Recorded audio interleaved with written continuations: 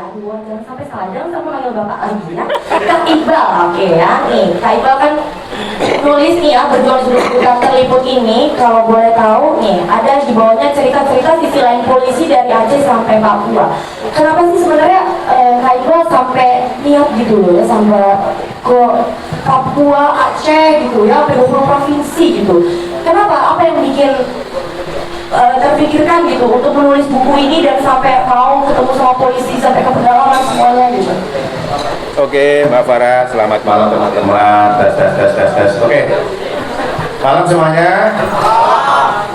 Oke, kalau pertanyaan Mbak Farah itu ya, kenapa kok sampai belusuan sampai ke sana kemari gitu ya? Jadi sebenarnya kalau mau latar belakangnya itu agak panjang. Jadi kalau saya ini kan sebenarnya nggak kenal polisi sebenarnya, nggak kenal polisi, nggak punya teman polisi, nggak punya keluarga polisi, tetangga polisi aja cuma satu, itu pun ketemu mungkin tiap kerja bakti kampung 5 bulan sekali gitu. Nah terus saya ini kan sering menulis kolom ya di media online gitu, dan di situ saya sering mengulas dinamika pasar atau dinamika sosial di era digital. Dan salah satunya kita tahu bahwa di era digital, wabil khusus di era media sosial, kita itu terjebak dalam cangkang-cangkang gitu Pak.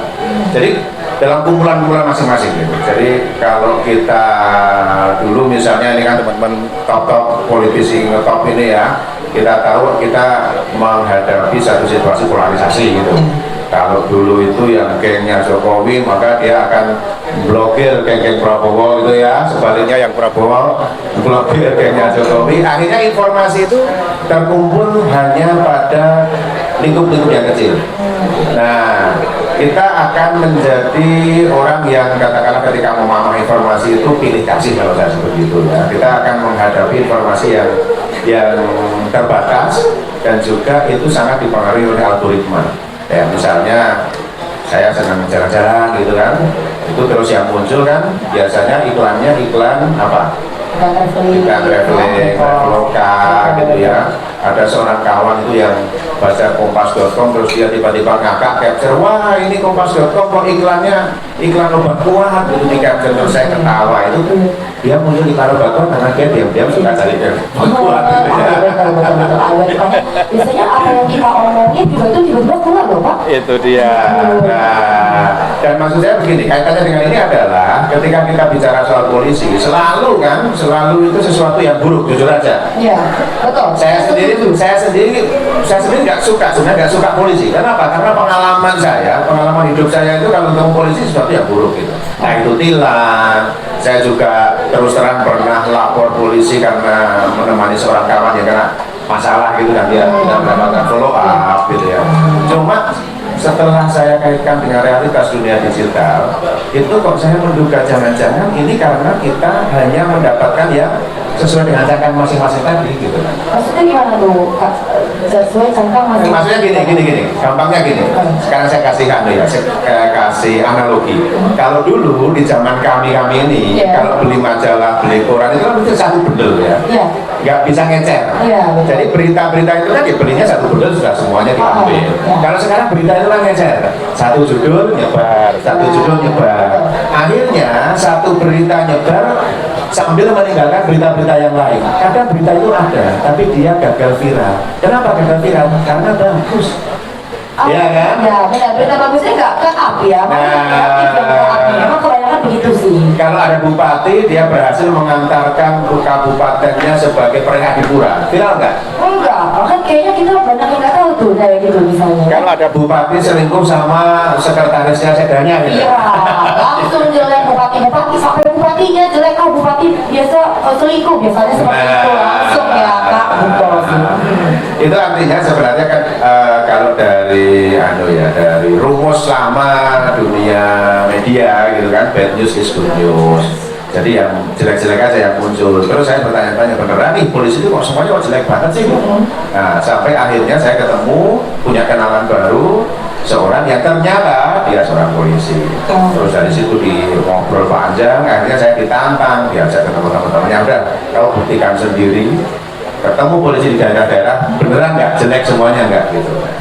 Terus dari situlah awal mula kenapa terus saya dari bulan Mei 2021 sampai bulan Desember 2021 sampai Mei kemarin saya keliling ke 20 provinsi dan di sana berusaha mencari ada nggak sih polisi yang keren gitu, dan di situ ternyata ketemu cukup banyak. Ya. Itu kakak pergi ke 20 provinsi itu sama kenalan polisi itu? Enggak, sendirian. Oh sendirian? Ya. Oh sendirian, terus gimana tuh kak bisa ketemu sampai polisi yang tadi ada jadi ustadz gitu ya, ada yang Jadi alurnya itu biasanya saya datang terus ketemu polisi lokal, ngobrol, diskusi gitu kan, sambil memahami di situ realitas lokalnya itu kayak apa, tantangan lokalnya itu kayak apa.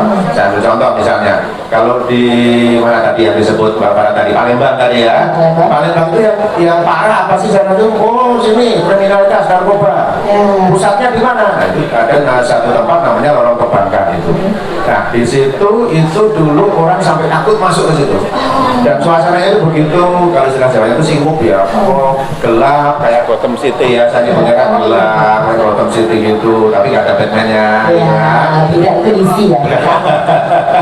Terus karena suasana yang jelek kayak gitu, orang itu memang energi negatifnya muncul. Jadi dia itu semua hal buruk terjadi di situ. Sampai kemudian ternyata ada dari Bimas Polda Sumatera Selatan itu punya ide bagaimana mengatasi kriminalitas bukan dengan penindakan penangkapan, karena penangkapan berkali-kali, mungkin ratusan kali dilakukan dan tidak mengubah apapun. Karena yang dilakukan adalah apa? Mengeruk sungai. Ini sungai itu kan penuh sampah, penuh sampah, lingkungannya kumuh, jadi sungainya dibersihkan, terus habis itu rumah-rumahnya dicat, gitu ya, sampai kinclong. Ternyata saya sampai ke rumah ya. Habis itu gimana Bu? Ada Ibu Salamah, kalau nggak saya Salamah ya, Ibu Salamah yang dia jualan jajanan gitu. Beda banget Pak, gitu. Kak, beda banget ya. Oh iya benar, tetap kak ya makanya ya. Oke. Beda banget Mas, gitu. Kenapa? Karena kalau dulu itu dalam situasi yang kacau gitu, orang itu cenderung memang berbuat jelek gitu. Tapi ketika suasana sudah nyaman, orang itu malu sendiri. Oh iya, jadi lingkungan juga akhirnya kita berpengaruh juga ya. Itu. Jadi itu yang perubahan lingkungan itu dilakukan sama polisi-polisi itu. Itu polisi di Palembang, lokalnya gitu ya. Lokal yang lain misalnya kayak tadi itu ya di Poso. Ketika saya ke tes ke ya. Nah, ketika saya datang ke Sulawesi Tengah ya, ke Sulawesi Tengah, ke Palu gitu. Dan di sana saya nanya, problem utama di sini apa? Oh, problem utama di Sulawesi Tengah itu ya terorisme gitu. Karena di sana ada Poso. Dan Poso itu mantan daerah konflik yang sangat keras.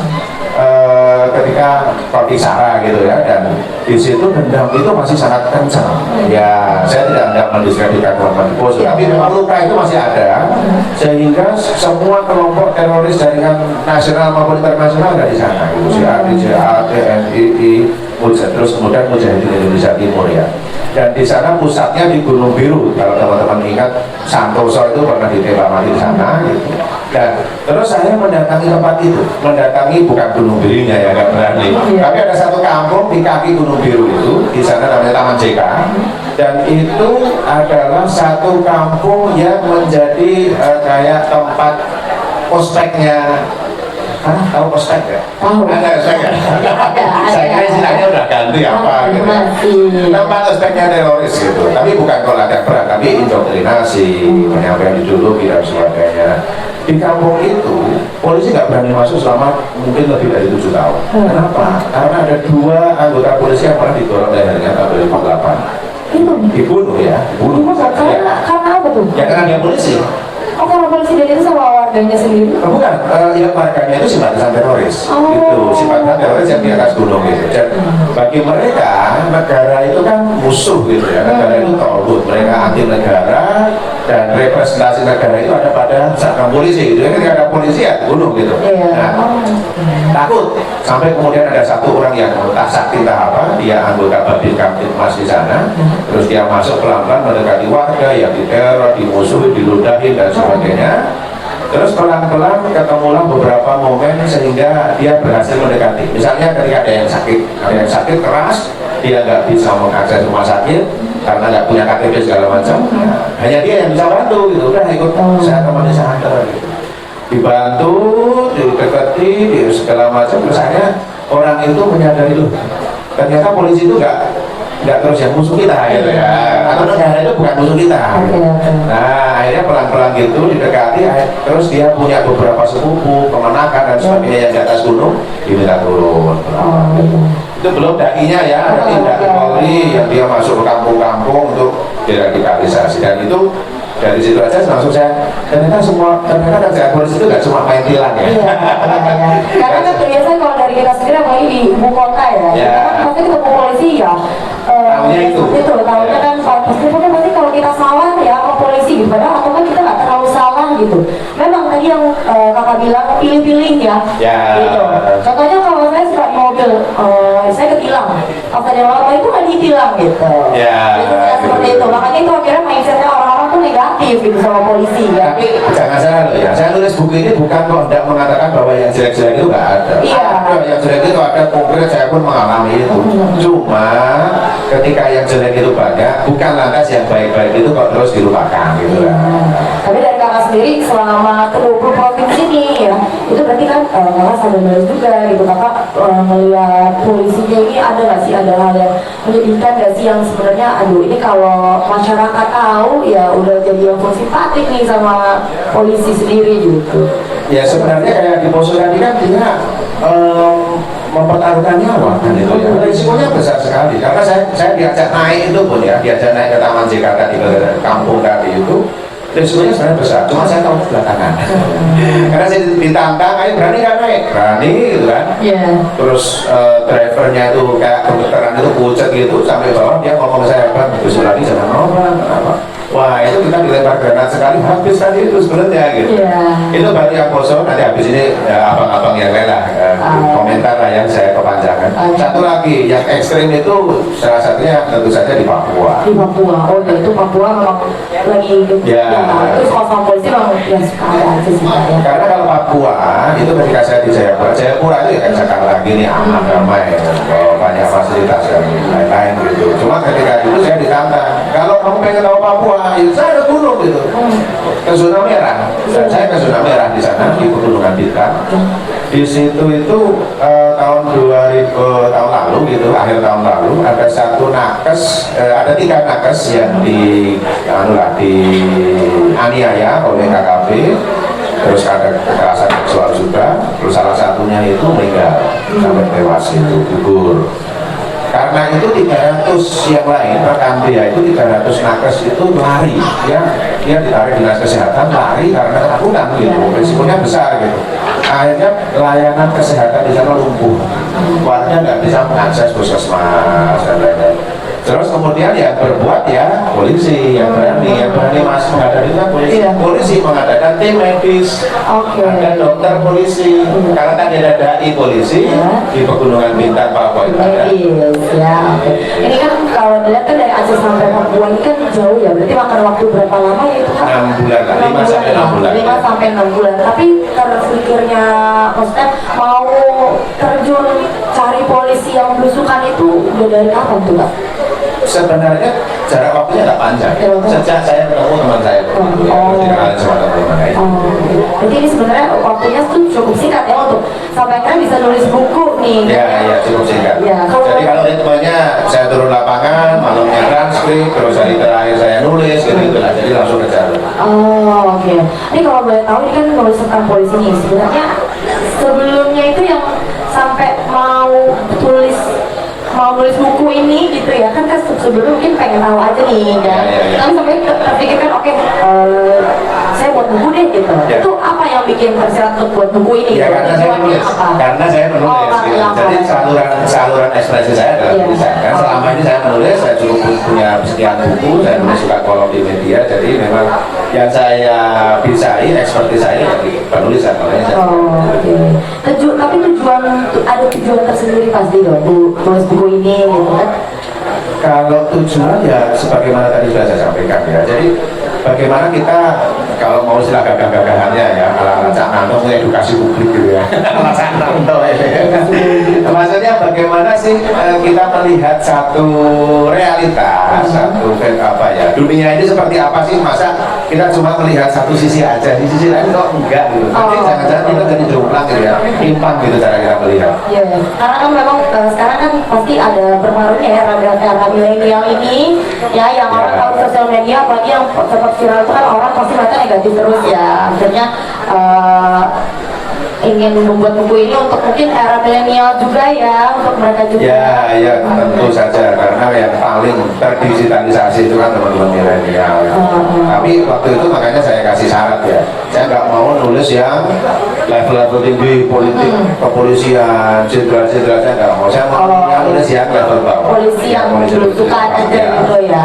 Tapi kalau untuk yang polisi ini itu enggak ya? Itu urusan kantor. Oh, itu urusan kantor nanti. Oh, coba aja. Tapi kalau boleh tahu untuk buku ini sendiri tuh berarti target audiensnya itu ke siapa? Sebenarnya lebih ke muda, karena kan kalau kantornya baca kan ya. Aku baca. Cara nulisnya itu bukan orang freelancer kan. Oh iya, betul dong. Beda dong. Nggak baru gede kecil gitu, beda. Iya betul. Gaya ngomongnya, gaya nulisnya kan nggak formal. Iya. Oh, oke. Dari gaya bahasanya juga, karena bahasa di buku ini tuh nggak formal, masih santai ya. Jadi memang untuk anak-anak muda ya. Ya, kira-kira anak muda, lebih ke milenial gitu ya. Terus juga ada mungkin untuk para aktivis gerakan juga ditujukan juga mungkin. Oh, kalau aktivis gerakan mah nggak ngerti dari dulu, nggak usah kasih tahu juga. Oke deh, kalau gitu. Terus juga ini kan kalau saya baca nih ya dari profilnya Kak Iqbal ya, atau biasa dipanggil Mas Iqbal, Kak Iqbal deh ya. Kak Iqbal Aji Ramanto ini kan pria kelahiran Bantul ya, Daryono ya, Mas Iqbal Aji Daryono, karyawan Bantul di daerah Yogyakarta ya, daerah istimewa Yogyakarta. Hobinya nih katanya penyuka makanan kambing ya semuanya ya, betul ya Pak? Dapat dari mana itu tahu itu? Tahu dong, kan makanya sekarang saya era milenial ya, jadi saya cari aja itu orang milenial udah pasti dapet ya, seperti itu. Yang negatif juga saya tahu loh Kak. Enggak ada Kak, ya bercanda Kak, enggak ada ya. Oke, sampai sate, sampai tempe gitu ya, tongseng itu suka ya Kak ya, betul ya? Betul. Tahu lapar ya Kak, saya sebutin ya, jadi kebayang ya, jadi pengen makan gitu. Nah ini juga karya sebagai penulis itu dimulai dari kuliah ya, sampai saat ini telah mengeluarkan 8 karya buku ya, betul? Beri tepuk tangan dulu dong untuk Kak Iqbal ya, sudah mengeluarkan 8 buku, sama yang sekarang juga udah berarti ke-8 ya. Oke, berarti ini yang ke-8. Tadi juga udah kita tahu ya kenapa latar belakangnya gitu kan. Terus juga Mas Iqbal ini yang kita tahu ya, saya tahu nih ya, saya pernah baca-baca katanya Mas Iqbal pernah jadi sopir truk box di Australia ya. Waduh, ya ketika mendampingi istrinya kuliah gitu ya. Oh berarti istri kuliah Mas Iqbal di sana ikut? Ya, jadi studi transportasi itu dari sopir truk itu. Oh, dari sopir truk itu ya. Terus akhirnya mengajarkan buku pada saat itu Out of the Truck Box ya, dan juga Out of the Lunch Box ya. Itu isinya bahasa Inggris atau bahasa Indonesia ya Kak? Ya, isinya pengalaman saya. Jadi sopir truk di sana. Kemudian teman-teman saya itu rata-rata migran pelarian dari negara-negara perang, gitu kan, kayak Rwanda, Kongo, Chili, Afghanistan gitu. Oh, banyak ya, ternyata penjuru dunia ya, semuanya banyak nih ya. Terus juga akhirnya kemudian juga Kak Iqbal pernah menjadi kolumnis di detik.com, juga pegiat di sosial media ya. Oke deh Kak, kalau gitu boleh langsung kali ya, ini ada Cak Nanto ya. Ini akhirnya Cak Nanto atau mic-nya bagusin. Kak Sunanto nih ya makanya ya. Apa aja sih? Apa aja ya, oke. Kak, gimana ya, anaknya pilih Cak aja ya? Terkenal Cak Oh, yang Nanto. terkenal ya, yang terkenal kan Cak Nanto Sunan ya. boleh, Sunan. Sunan Sunan. Sunan boleh, oh Sunan ya. Oh Sunan, oh berat ya, ini saya ngobrol sama Sunan nih berarti ya. Dan juga ada Kak juga ya. Saya Gus soalnya, Gus ya. Gus ya. Kak Agus, ada Kak Sunan juga sebagai panelis di sini ya. Beri tepuk tangan dulu, beri tangan dulu ya. Untuk Kak Agus dan juga Kak Sunan katanya nih ya. Waduh, boleh dong Kak Sunan, mungkin ada dari Kak Sunan jadi beneran ya. Karena itu aja ya, biar enak ya. Biasa ini sebenarnya. Ini dipanggil Kak nih ya, nggak grogi ya Kak ya? Aman ya, aman. Udah teruji. Oh udah ya, oke. Gimana deh kalau dari Cak Nanto sendiri untuk tanggapannya gimana nih? Karena Mas Iqbal kan udah nulis buku dan tadi sudah dijelaskan juga latar belakang juga tujuannya gitu kan ya. Gimana dari Cak Nanto sendiri, ada yang mau ditanyakan atau memberikan Enggak, Komentar dulu masa suruh nanya. kalau saya buku ini menjadi sangat penting dibaca dan disampaikan ke publik karena apa yang disampaikan Kak Iqbal tadi itu sangat fenomena persepsi publik itu kan sangat mencekam terhadap pihak kepolisian. Artinya bukan mencekam, buruk lah kira-kira bahasa kasarnya. Maka karena yang seperti yang kita katakan Kak Iqbal tadi yang kira-kira harus yang guru. Iya betul. Perilaku yang buruk. Maka tidak semua polisi itu buruk. Maka perlu hal-hal yang baik disampaikan ke publik agar karena polisi itu lembaga kepolisian itu adalah pengayom, pengabdi, penegak hukum juga. Betul. Kalau tujuan utamanya itu tidak tercapai, maka orang akan enggan untuk menyampaikan kebaikan, untuk mengurus kebaikan. Maka buku ini menjadi sangat penting disampaikan ke publik seperti apa yang misalnya salah satu contohnya yang saya baca di buku ini yang di Tegal misalnya menjadi orang tua asuh bagi anak-anak yang ditinggal oleh orang tuanya untuk bekerja di Jakarta. Itu sangat penting disampaikan bahwa dia menjadi bapak asuh sehingga anak-anak masa depan anak-anak itu tergantikan dan terfasilitasi untuk tetap mengenyam pendidikan, tetap berada dalam kebahagiaan anak-anaknya tapi tidak terfasilitasi. Problem terbesar adalah menurut saya buku ini memang tidak menemukan tidak semua provinsi ya, sehingga kita tidak bisa direct menyampaikan tentang kontinuitas perilaku kebaikan yang sudah dilakukan oleh salah satu oknum polisi itu. Artinya kebaikan-kebaikan yang dilakukan oleh oknum polisi ini harusnya terus dilanjutkan oleh generasi selanjutnya. Jangan sampai kebaikan itu dimulai ketika sudah dimulai, karena polisi kan tingkat rotasinya sangat cepat. Betul. Kami khawatir kebaikan itu tidak menjadi kontinu, maka kita akan menemukan persepsi yang sudah baik yang sudah dilakukan oleh sebagian oknum polisi itu akan menjadi hilang lagi, dan itu akan berat di kepolisian. Karena kalau kita pernah dengar quote dari Hugeng, mantan Kapolri, yang kata Gus Dur itu hanya 3 polisi yang duduk. Polisi tidur, patung polisi, dan Pak Hugeng. Itu guyonannya Gus Dur. Jadi oleh sebab itu, karena kalau mau belajar ke Pak Hugeng itu, Pak Hugeng mengatakan bahwa menjadi orang penting itu baik, tapi yang paling penting itu tapi menjadi baik itu lebih penting. Nah, problem terbesar di dalam proses buku ini memang narasinya, kalau saya ini kan agak novel ya, bukunya agak novel. Kalau dibaca, kalau mau dijadikan referensi untuk melakukan sebagai meneruskan dari perilaku orang yang baik itu pasti tidak ditemukan. Ini buku hanya menampilkan bahwa ada polisi baik, tapi buku ini tidak bisa dijadikan referensi untuk melakukan menjadi pengganti lebih baik. Karena di buku ini saya tidak menemukan bagaimana langkah-langkah yang terbaik yang sudah dilakukan. Karena jangan sampai perilaku baik itu dimulai dari nol terus kayak konvensi. Jadi seharusnya sistem itu ya. Nggak sistem. Nah, seharusnya kalau saya melihatnya buku ini memang baik sebagai pemula untuk menyampaikan ke publik bahwa ada polisi baik. Tapi tidak cukup kalau hanya buku ini. Buku ini harus dilanjutkan dengan referensi yang sudah ditemukan oleh Kak Iqbal tadi, cara-cara dan kiat-kiat polisi melakukan agitasi terhadap publik. Gitu, sehingga nanti akan menjadi referensi polisi-polisi yang mau baik. Tapi sekali lagi, menjadi baik di polisi sesuatu hal yang sangat luar biasa. Dia harus berhadapan dengan lingkungannya, tapi dituntut untuk berkontribusi kepada masyarakat. Maka yang harus dilakukan oleh Pak Kapolri, Pak Sigit ini sebagai Kapolri dengan konsepsi polisi presisi itu adalah memberikan reward kepada orang-orang baik.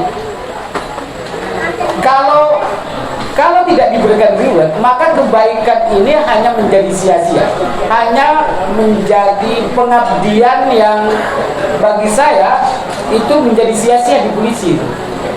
Kalau di polisi kan Anda tidak hanya mengabdi kepada masyarakat, bagaimana dia menjadi orang penting, punya pasukan, punya kebijakan.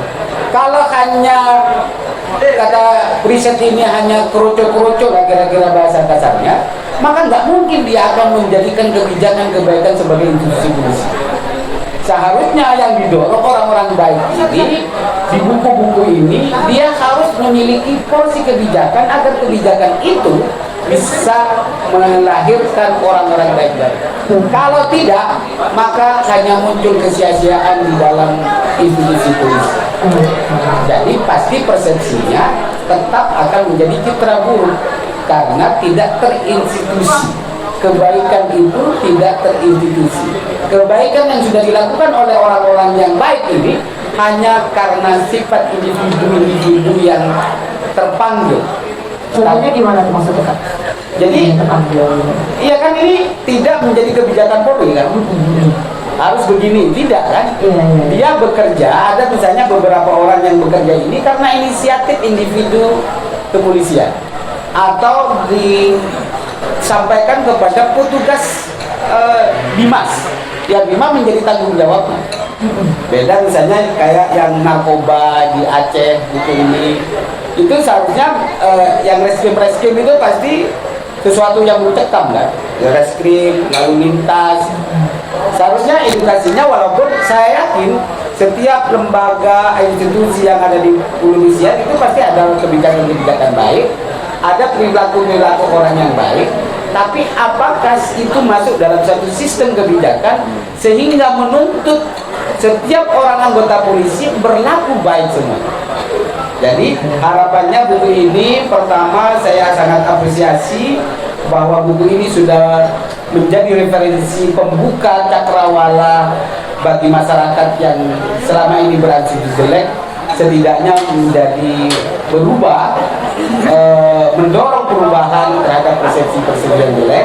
Tapi buku ini juga mendorong sebenarnya bagaimana kebijakan-kebijakan baik, perilaku-perilaku baik itu bisa meminari atau tersampaikan kepada anggota-anggota yang lain, tapi juga bagaimana kebijakan-kebijakan yang baik itu menjadi terinstitusi, menjadi suatu kebutuhan pokok Polri sebagai pengayom masyarakat. Maka konsepsi presisi yang disampaikan oleh Pak Kapolri saya kira sangat bagus, pernah diawali dengan waktu di Kapolda Banten. Di buku ini pernah diawali dengan Kapolda Banten ketika dia mengajak ulama, walaupun dia Nasrani, tapi juga melakukan pendekatan terhadap para ulama untuk menjadi bagian dari tanggung jawab polisi. Jangan biarkan polisi menanggung beban sendiri, karena itu mustahil. Karena ada tanggung jawab masyarakat sipil yang seharusnya diajak oleh pihak kepolisian dan negara di dalam membantu mengembangkan masyarakat. Jangan biarkan kepolisian menjadi oligarki putusan tersebut. Itu yang paling penting. Kalau ada polisi, maka kekuatan itu akan terpersepsi terhadap perilaku-perilaku yang ini kita pahami selama ini. Suka duit, suka apalah, macam-macam lah kira-kira perilaku yang dianggap oleh masyarakat selama ini. Tapi saya yakin dengan konsepsi Pak Kapolri, dengan konsepsi yang humanis, itu saya kira merubah cakrawala cara pandang, dan buku ini menjadi salah satu referensi untuk menjadikan polisi yang humanis. Saya kira itu. Kita mau bertahanto ya. Ini Mas Nanto ya, sampai apa ya? Oke. Ini kakak daerah kakak ya. Iya tadi kakak nggak apa-apa ya. Kakak daerah kelahiran Sumeneb ya. 24 September. Oke. Saat ini masih menjabat sebagai Ketua Umum PP ya. Atau dan juga Pemuda Muhammadiyah periode 2018 sampai 2022 gitu. Nah, Iya ya.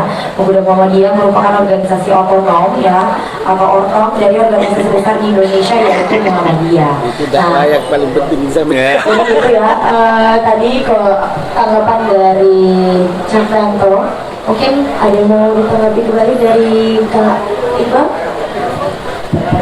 Oke, tanggapan saya, oh iya ya, gitu ya. Oh iya ya, betul juga ya soal terinstitusi tadi. Saya baru sadar bahwa memang di buku ini yang saya sampaikan relatif gaduh-gaduh. Gaduh-gaduhnya gini. Gimana tuh gaduh-gaduh? Ada yang bersifat dia itu basisnya adalah kebaikan individu saja. Saya ambil contoh misalnya yang saya jumpai di Sorong. Ya.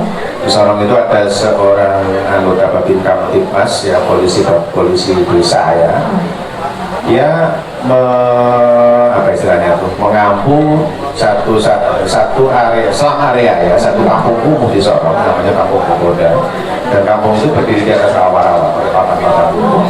Dan ketika hari pertama dia datang, dia melihat dua anak kecil umur 9 atau 10 tahun itu yang dia berantem berkelahi gitu. Dan ketika perkelahian itu agak memanas, masing-masing lari ke rumah masing-masing lalu ambil parang. Jadi anak-anak kecil 9 tahun itu berantemnya pakai parang. Waduh, anak itu orang tuanya gimana Nah, ya? orang tuanya nonton. Nonton? Ya, dan ketika si Mas Andri itu, Mas Babin itu komplain ke orang tuanya, komentar mereka di tempat kita udah biasa gitu.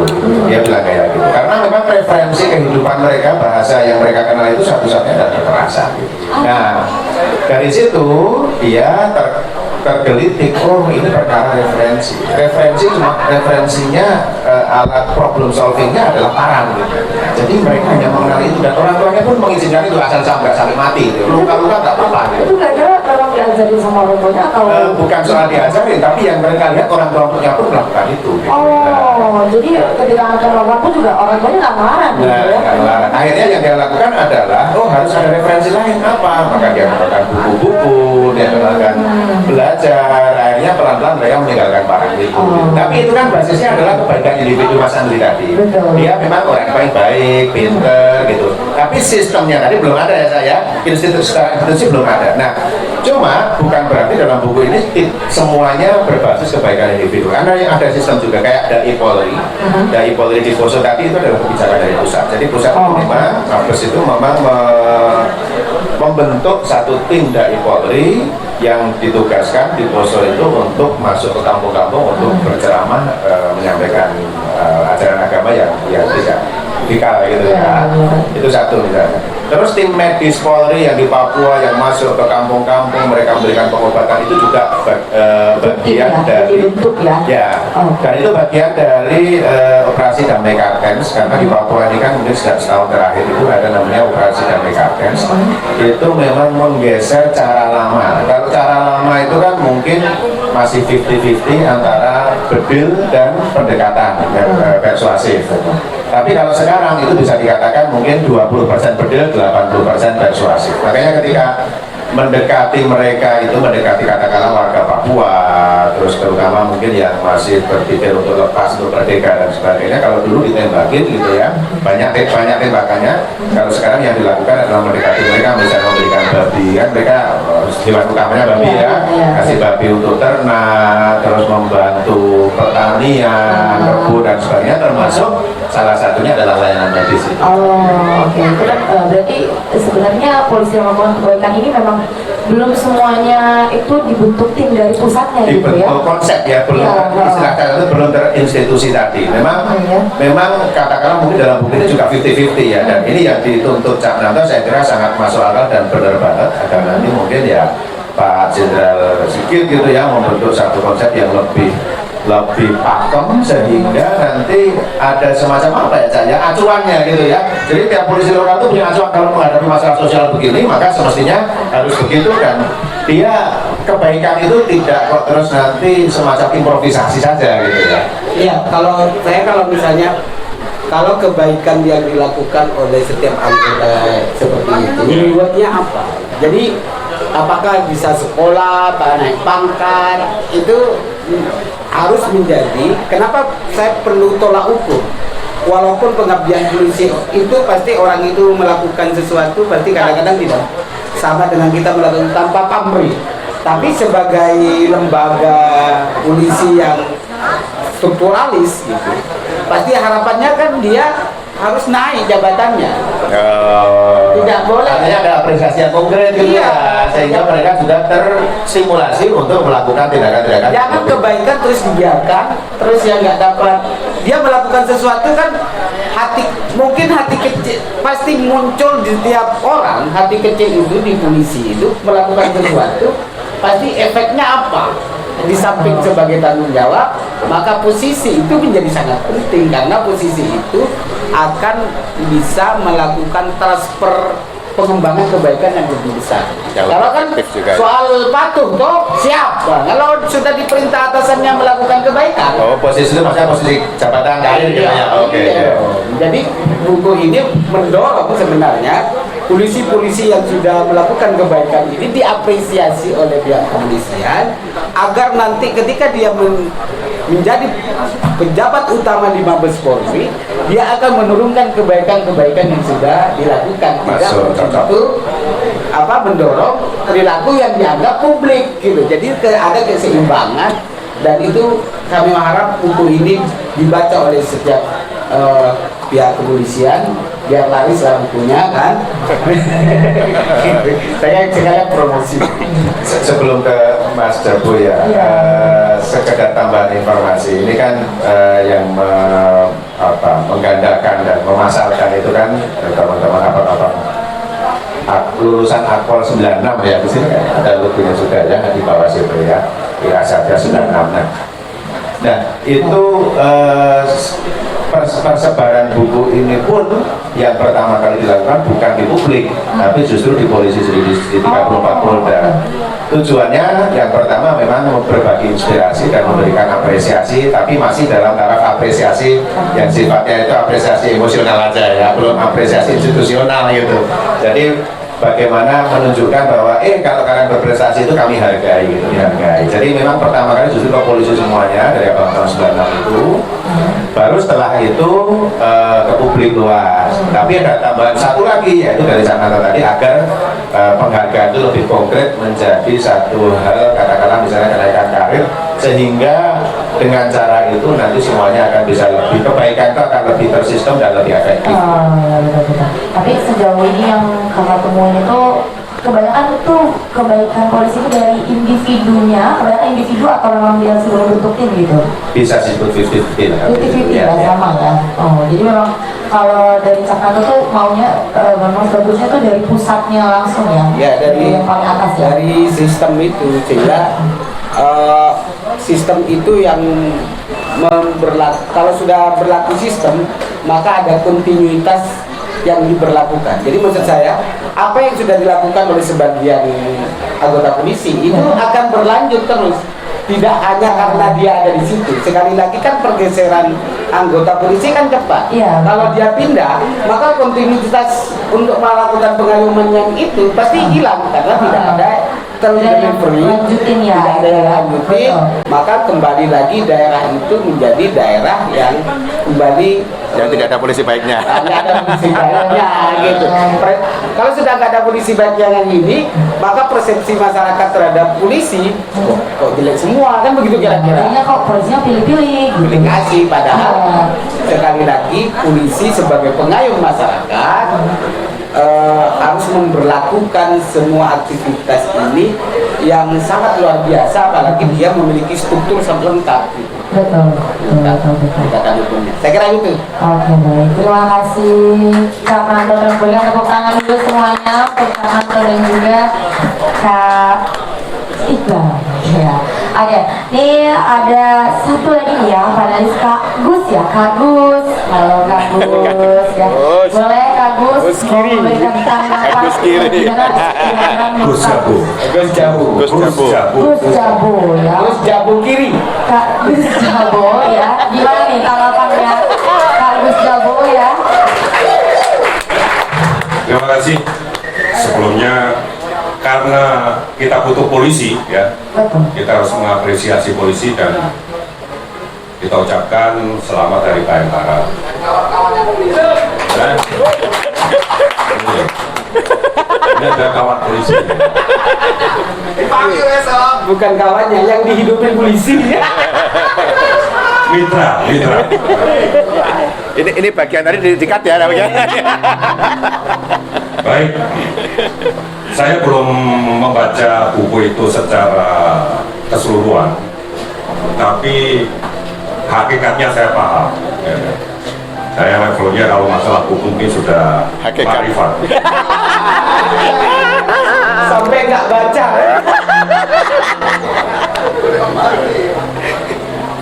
Kenapa begitu? Karena memang dalam perjalanan hidup saya, ya, dari tahun 90 saya jadi aktivis mahasiswa sampai sekarang ya aktivis purnawirawan mahasiswa itu selalu bersentuhan dengan polisi gitu. Kayaknya perasaannya banyak yang sakit. Jadi kita sudah sangat paham dan saya sangat mengapresiasi ya karyanya Bung Iqbal ini.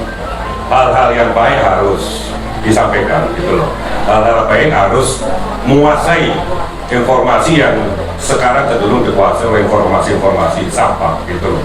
Ya, baik itu untuk siapapun termasuk polisi.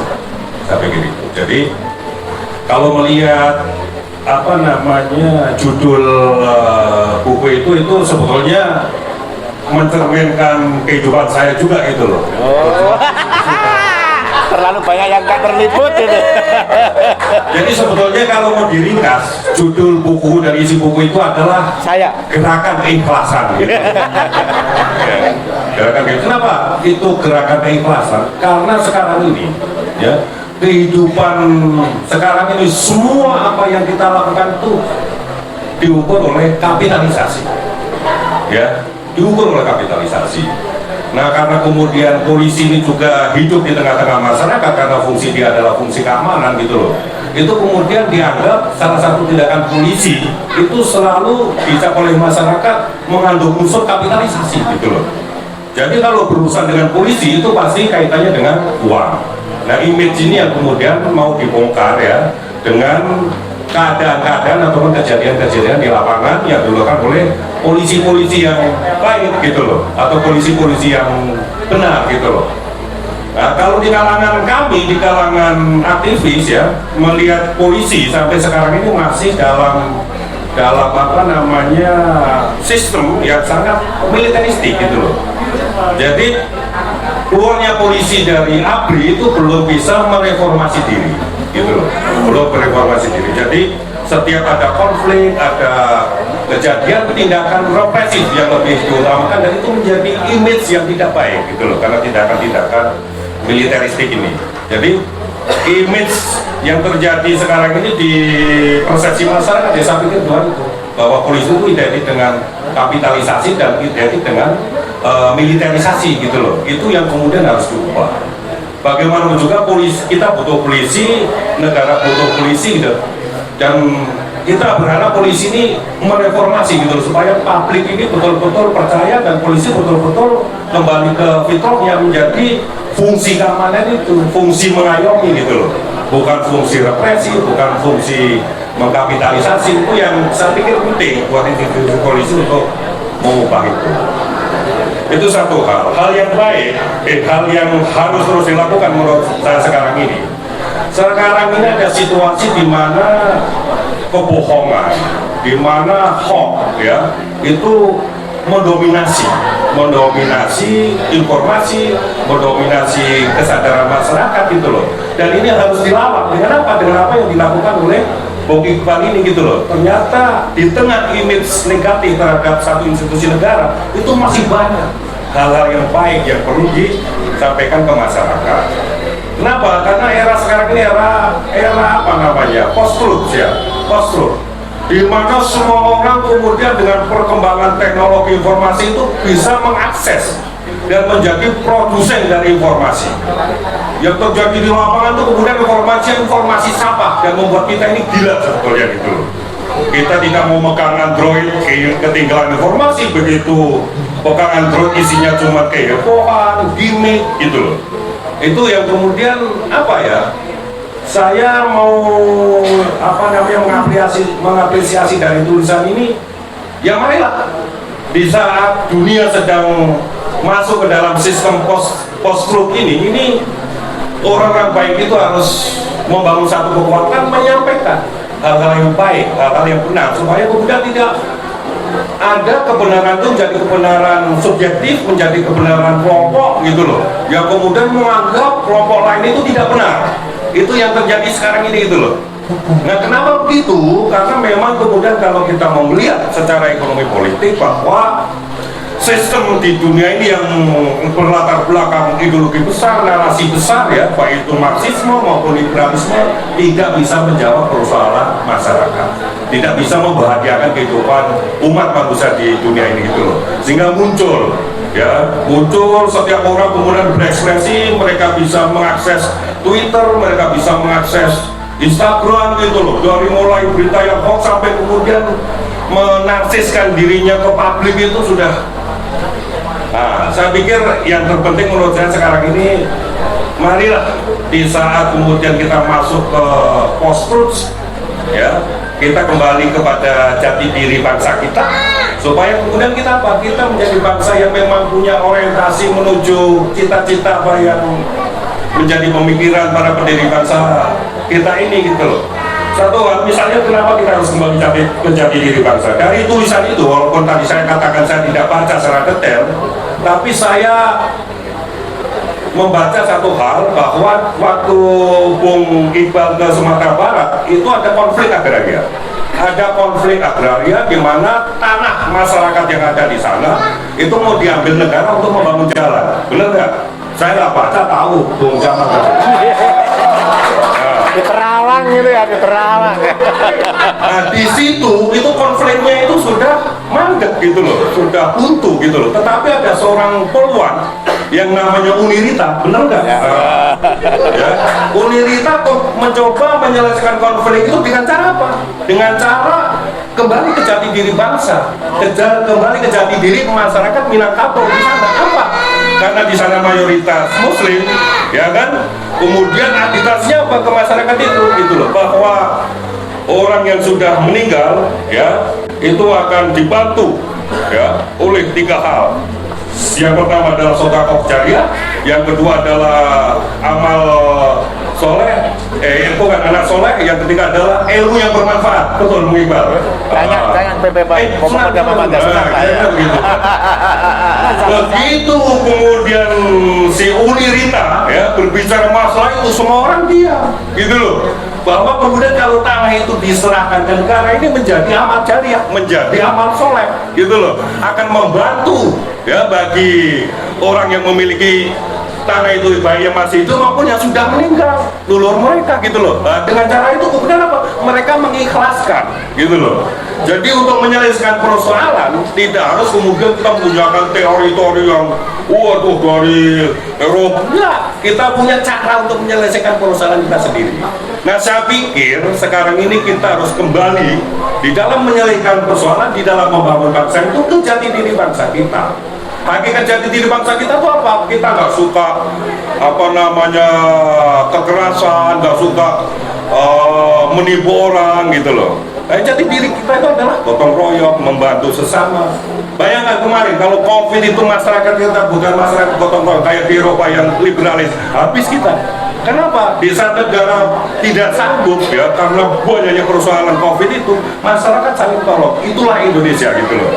Jadi hal-hal yang baik ini harus kita pakai untuk apapun gitu loh. Di saat dunia ini sedang diliputi oleh post-truth, oleh kebohongan, oleh ketidakpercayaan, oleh polarisasi, kekerasan gitu loh. Hal-hal yang baik harus mendominasi kehidupan bermasyarakat, berbangsa dan bernegara seperti yang dilakukan oleh Bung Iqbal. Saya pikir itu. Terima kasih. Gus Jabo. Jangan pakai Pak Gus saja, Gus. Dari Kak Gus Jabo ya. Gus kayak itu loh, anak kiai itu. Oh, Gus Jabo ya. Di Indonesia itu ada 2 Gus yang sejati, Gus Dur dan Gus Jabo. Waduh, tepuk tangan dulu ya Gus Jabo. Ya. Jadi ini dari Kak Gus Jabo nggak usah. Balik dia. Iya, lupa. Dari Gus Jabo ini intinya balik lagi sama masyarakatnya ya. Kalau ditambah kak nggak jadi asli. Jadi Oh, iya. gitu loh. Karomahnya hilang. Oh, dipanggilkan nanti Karomahnya hilang. Oke, Gus Jabo ya. Udah sholat tadi. Jadi tadi intinya ke masyarakat itu sendiri ya, gimana dia di negara Indonesia ini balik lagi sama masyarakat. Satu tambahan. Misalkan begini ya, semua orang bisa mengakses alat informasi, ya kan? Kemudian semua orang sekarang mengklaim bahwa dirinya tuh pintar, dirinya tuh benar, gitu loh. Ada orang yang mengibaratkan begini, bahwa gado-gado itu kan isinya ada sayur kol, ada sayur ini, sayur itu, ya ada telur, ada bumbu ini. Orang itu baru makan kolnya saja sudah mengatakan bahwa dia sudah makan gado-gado, gitu loh. Itulah kehidupan kita sekarang ini tuh, merasa dirinya paling benar, gitu loh. Ya kan, ini kawan kita paham lah yang betul begitu. Gitu. Baik ya, ini itulah tadi dari Kak Gus Jabo. Ya, aku lupa terus ya saya ya. Dari Gus Jabo ya, yang memang sudah aktif dari mulai SMA ya, melalui pelajar. Maaf saya langsung ya, maaf ya. Sudah ya. Dari pelajar Islam Indonesia sampai di kuliah menjadi aktivis gerakan reformasi 98 ya, Gus ya. Oke, dan ini juga katanya Gus Jabo sempat ditangkap polisi ya. Udah biasa itu, udah disampaikan gitu, udah biasa. Oh ya, ceritanya mungkin ada salah satunya yang nggak hilang-hilang gitu ya. Pengalamannya mungkin ada yang mau diceritakan, boleh berbagi. Oh, nggak usah katanya. Nanti dikira sombong kita gitu. Oh. Baik. Dari Kak Iqbal sendiri mungkin ada tanggapan kembali, boleh? Bagus tanggapannya itu ya, keren Gus Jabo. Jadi namanya juga mantan inilah ya, mantan korban represi. Pasti yang akan dilihat adalah sisi-sisi yang memang menjadi antitesis atas represi itu. Jadi kalau tadi itu misalnya pembicaraan tentang Sumatera Barat, alih-alih polisi misalnya menggunakan cara-cara kekerasan atau cara pemaksaan, mending persuasi, pendekatan kepada masyarakat dengan apa? Dengan kembali kepada akar masyarakat tadi. Ini sebenarnya hampir satu ini, Mbak Farah, hampir satu benang merah ya, dengan banyak titik ya yang saya ceritakan di situ. Yang Palembang tadi pun prinsipnya sebenarnya sama gitu. Daripada melakukan penangkapan kepada para gembong narkoba dan itu ternyata tidak pernah menyelesaikan masalah. Akhirnya yang dilakukan adalah mengubah lanskapnya, gitu. Situasinya diubah gitu. Atau ketika di Papua tadi alih-alih terus menembaki saja, sekarang makanya judulnya kan dalam tulisan Papua itu bertempur dengan senjata obat, termos dan babi-babi gitu. Obat itu adalah dengan tim medis tadi, babi itu dengan pendekatan kepada masyarakat untuk mereka beternak babi gitu. Termos itu, di termos itu ada lambang ini ya, lambang Polres sama lambang Indonesia, sehingga referensi atas keindonesiaan itu terus muncul dalam benak masyarakat. Cuma memang selalu ya kalau dalam konsep-konsep operasi yang sifatnya lebih persuasif tadi, titik berangkatnya persis sebagaimana yang tadi disampaikan oleh Gus Jabo tadi, yaitu bagaimana menggunakan apa yang menjadi kearifan di tiap lokalitas, kearifan lokal masing-masing. Kalau Sumatera ya dengan adat, lalu juga dengan agama, kalau di Papua yang tadi lah dengan pertanian dan sebagainya, terus kalau tadi di Palembang begitu, lalu di mana lagi banyak kan nanti harus saya ceritakan ya. Tapi pada prinsipnya adalah kita sebenarnya punya kearifan yang banyak sekali, kita punya kekayaan kebudayaan yang luar biasa. Tidak usah melulu mencari buku-buku Marxisme yang gede-gede gitu, yang tebel-tebel untuk mengatasi persoalan-persoalan kita sendiri, karena kita punya pisaunya sendiri, dan pisau itu bisa kita manfaatkan, kita maksimalkan untuk mengatasi persoalan-persoalan kita, termasuk dalam persoalan-persoalan yang dihadapi oleh kepolisian. Jadi kalau dari Cak Nanto dan juga Gus Jabo sendiri tadi intinya kalau kita ambil benang merahnya itu balik lagi sama polisinya juga, sama masyarakatnya juga ya, betul ya? Iya, Mbak Sarah, jadi tadi itu saya hadir di acara Gubernur. Jadi sekitar ada 70.000 polisi. Itu mikrofonnya bagus yang tadi ya, satunya. Mic-nya, mic itu. Diambil. Udah diambil. Nah, Iya.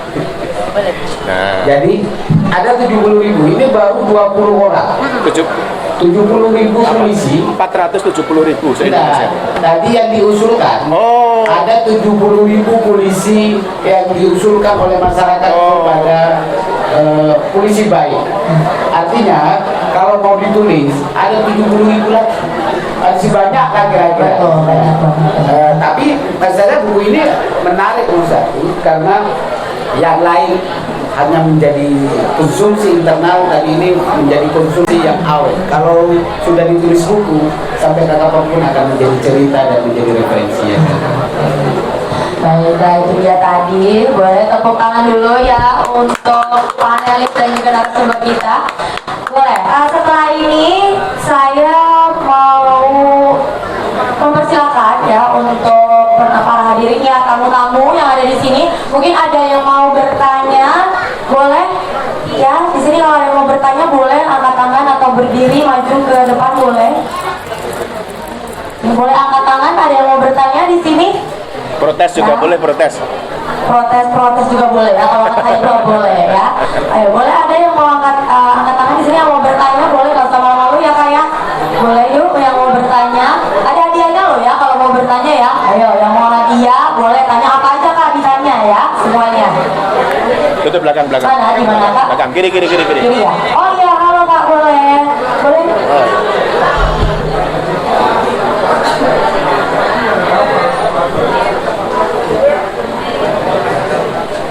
Boleh kak, namanya siapa? Baik, assalamualaikum warahmatullahi wabarakatuh. Baik, perkenalkan nama saya Bulu. Saya berasal dari Nias, Sumatera Barat. Saya bertanya nih Pak, tadi saya pokoknya keren sekali ya, berjuang di sudut-sudut tak terliput. Tapi saya juga menyampaikan saran saja sih ya. Karena saat ini juga saya lihat di masyarakat baik di ibu kota maupun di daerah sekarang banyak problem ya Pak ya, kayak konflik. Lalu dalam misalkan kita bikin BAP ya Pak ya, BAP, lalu sebetulnya polisi itu sebetulnya kan adalah mengayomi masyarakat ya, tapi ternyata ketika korban kan mengajukan seperti misalkan ya laporan, tapi ini masalahnya kan polisi itu nggak memproses Pak, nggak menindaklanjuti laporannya.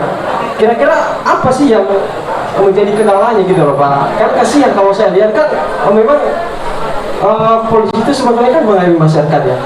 Saya tuh percaya itu. Tapi kan permasalahannya itu ya nggak tahu lah, kalau perspektif kawan-kawan di sini nggak tahu seperti apa juga, mungkin hampir sama kayak gitu Pak ya. Kira-kira begitu Pak. Terima kasih. Tepuk tangan dulu ya. Oke, sekalian ya. Oke, jawab dulu ya. Boleh dijawab dulu mungkin dari Karibra. Itu buat dulu. Kata dulu. Ya, kalau saya begini, bahwa di buku ini memang pertama yang perlu disadarkan apakah standar kesadaran masyarakat tentang objek laporan itu juga harus diedukasi sebenarnya. Karena kalau secara administrasinya sudah tidak memenuhi unsur dengan 2 alat bukti, itu juga bisa tidak diproses gitu kira-kira. Artinya bisa jadi menjadi kesalahan polisi karena sudah menuntut laporannya, atau juga karena kesalahan masyarakatnya sendiri yang secara administrasi itu tidak lengkap. Itu bisa jadi seperti itu. Tapi memang saya harap sih kan sekarang kepolisian juga melakukan inovasi dengan, kalau di DKI kemarin Pak Kapolri juga melakukan laporan pakai online gitu.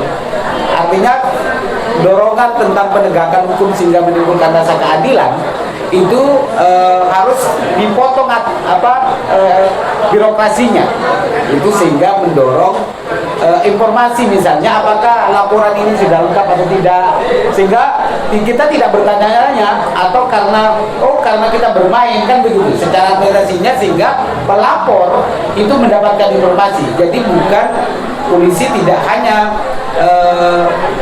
hanya memproses, tapi memberikan report kepada semua orang yang melaporkan agar masyarakat tahu posisinya sehingga polisi tidak anggap bermain-main. Maka sistem itu seharusnya diberlakukan oleh pihak polisi untuk meningkatkan rasa kepercayaan publik terhadap pihak polisi.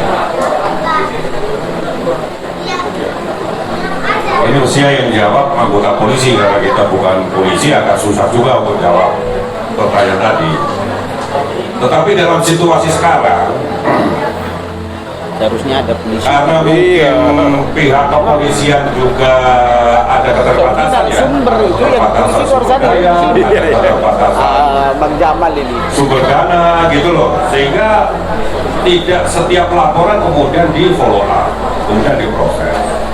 Tetapi ada rumusnya sekarang ini Mas, menurut saya gitu loh. Kalau kemudian sesuatu yang kita lakukan itu macet, ya, tidak mendapatkan respon, apa yang dilakukan oleh masyarakat itu? Menviralkan gitu loh, menviralkan apa yang kita lakukan itu. Wah, kalau itu heboh, itu udah pasti akan direspon gitu loh.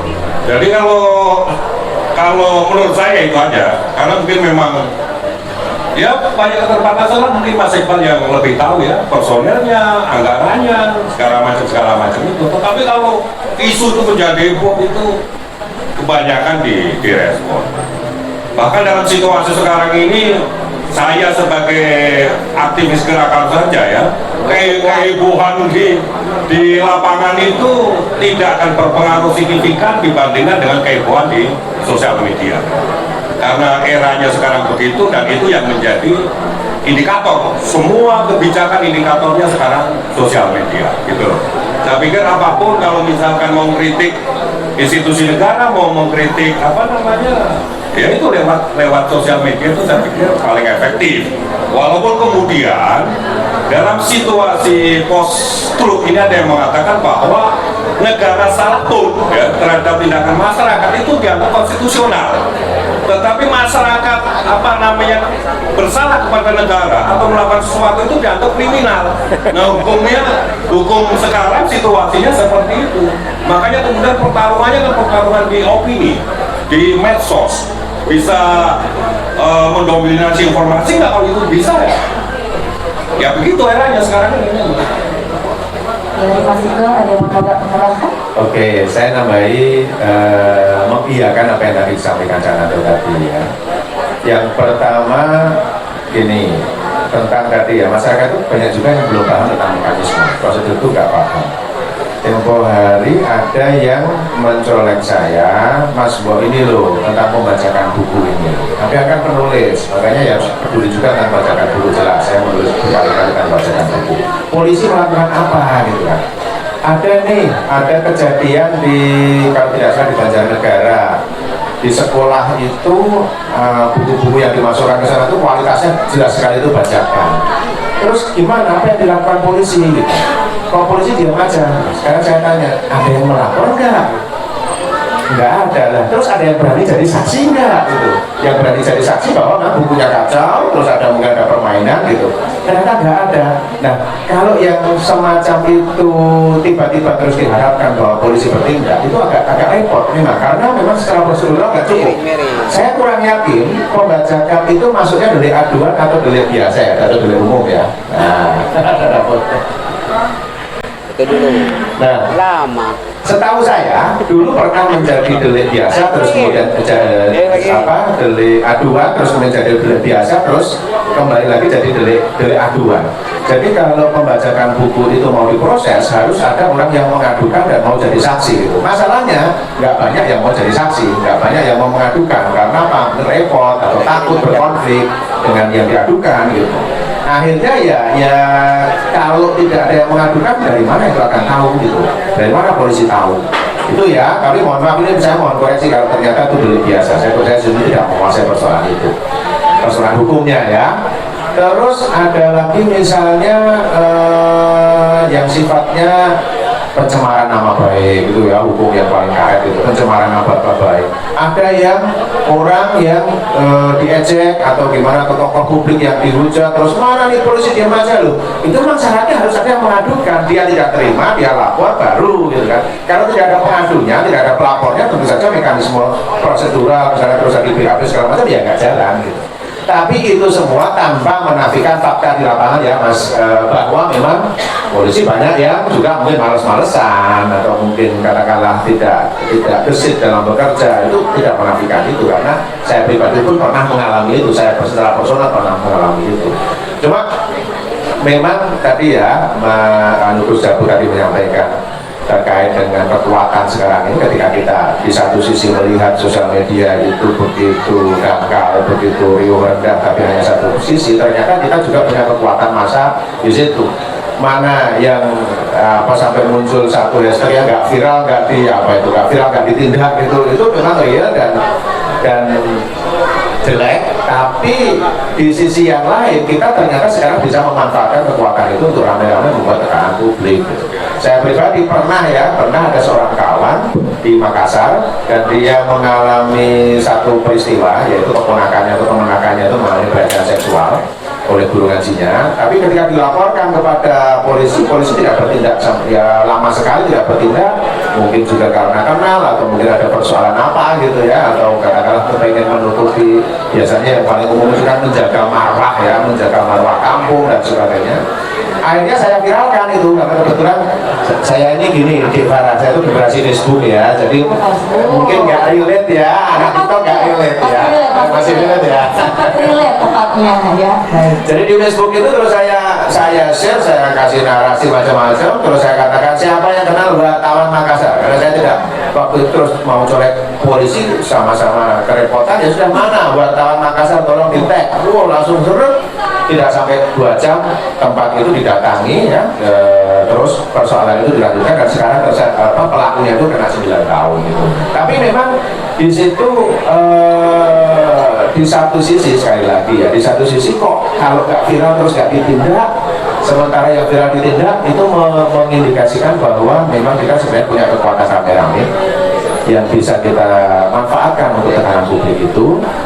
Tapi juga ketika saya masuk ke lapangan, saya juga menemukan problem yang klasik sekali, yaitu kurangnya personil gitu. Satu personil harus menghadapi banyak masalah. Dan jangan lupa ya, polisi itu urusannya bukan cuma kriminalitas. Orang itu kan kalau bukan cuma orang ya, saya pribadi sebelum masuk dan mengerjakan buku ini turun ke lapangan itu, saya tahunya polisi itu cuma 2, lalu lintas sama reserse kan, ngomong lalu lintas sama ngomong kejahatan. Padahal ketika bicara 470.000 anggota polisi di lapangan itu banyak sekali yang tidak ada berurusan dengan itu. Babin Kamtipmas itu urusannya penyuluhan, pendekatan kepada warga, dan mereka melakukan banyak hal terkait pencegahan. Nah, pencegahan itu nggak perlu BAP, pencegahan itu wilayah yang memang tidak terlibat itu ya, karena kalau pencegahan intelijen dan sebagainya. Jadi mungkin nambahi referensi aja di cakrawala teman-teman. Ada semua tadi juga. Baik Mas Bulu, itu sudah terjawab pertanyaannya. Semoga bisa juga pemahamannya dari panelis dan juga narasumber. Oke, berikan tepuk tangan untuk panelis, narasumber dan juga untuk kita semua ya. Ini makin semangat dong ya, makin semangat, tepuk tangan lagi dong. Ayo, tepuk tangan semuanya. Terima kasih ya. Untuk mempersingkat waktu ya. Baik, sudah selesai semuanya. Terima kasih sudah hadir dan sudah meluangkan waktunya, sudah berbagi pengalaman semuanya. Kecap Nanto, Kak Iqbal dan juga Gus Jabu. Benar. Ya saya. Baik. Berkahannya nggak nyampe. Mari kita ke depan untuk foto bersama ya.